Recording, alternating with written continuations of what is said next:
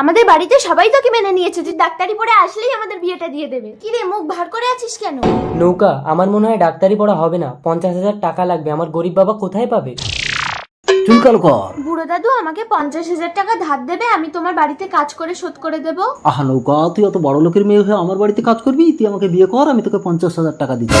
বুড়ো দাদু একবার ভেবে দেখ নৌকা, 50,000 টাকা। বুড়োদা, আমার জমিটা রেখে আমাকে 50,000 টাকা দেবে, আমার ছেলেটা বিদেশে ডাক্তারি পড়তে যাবে। আহা, এই বাসা জমিতে আমি 10,000-এর বেশি দিতে পারবো না কানাই। না, তাহলে তো আমার স্বপ্ন ডাক্তার হতে পারবে না।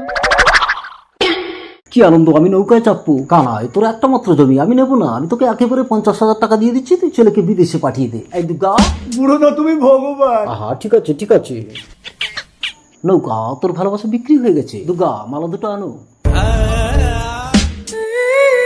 আহা, কি আনন্দ। নৌকা, তুই আমাদের মুখে চুনকালি মাখিয়ে শেষ পর্যন্ত একটা বুড়োকে বিয়ে করলি।